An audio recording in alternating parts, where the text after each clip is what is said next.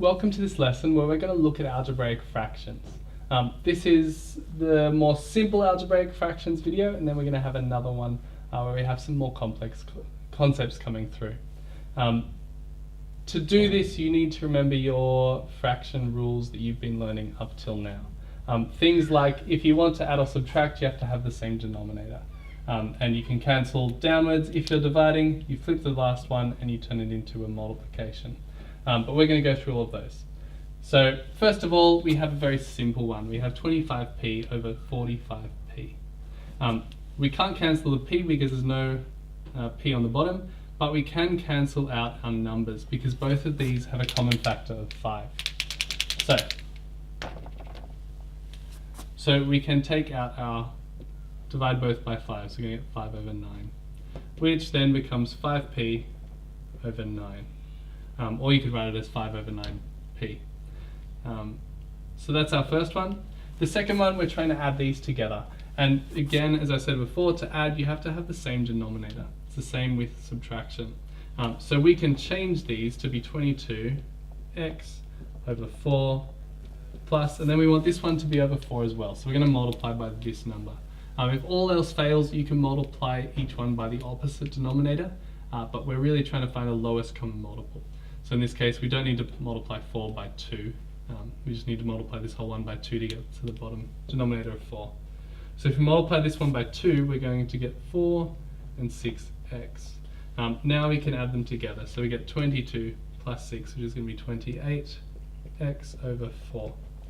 And now we can even simplify it a bit more. We could have even simplified here. We could have gone 11x over 2, but we didn't have to. So that would give us, that would give us 7x over 4. All right, on to the next question, and I haven't given myself much room. I like to cancel out my coefficients and then my algebraic variables. So first, 7 and 21 can cancel down. Both of them have a common factor of 7. So this is going to become 1, and that'll become 3. Then we have p squared over p. We can get rid of the squared and get rid of the p because p squared is the same as p times p. Then we have p cubed and p to the power of 4. So q to the power of 4. So if we cancel that one, we're going to cancel this, and that's going to be just q to the power of 1. We can clean this up. We're going to get 1 p over 3q. We don't even need that 1 there. We can just go p over 3q. So that's as simple as that one gets. Finally, the last question. This is the hardest that we have today, but this is all 5.2 concepts, so it should be things that we're able to grasp after a bit of practice. So when we're dividing, we can then keep our first term the same. We multiply by the reciprocal, so we flip the second one. Now, when we're multiplying, we can cancel out in a cross shape. We can only cancel out like this when we're multiplying. So don't try to do this when it's still in the division. Don't try to do it somewhere here like this when it's a plus. We can only cancel diagonally when we're multiplying. If that's something that confuses you, then you don't need to do that. You can cancel out later. But it will make it easier, so I'm going to do it now.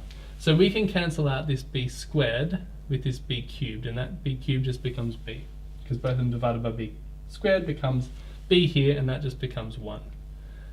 Then we have an a here and an a squared. So we can divide them both by a, that becomes 1, and this becomes a. Next we have a 2 and an a. We can divide both of these by 2, it becomes 1, and that becomes 4. And I think that's as simple as we can go. And now let's rewrite it and solve. So we have 4 on the top, and that's it, times 1. So we're going to just have 4. Then down here we have 3b, and we're multiplying that by 1a. So we're going to get 3ab. And that there is the final answer. I'd like you to have a go at these questions. First start with number 1.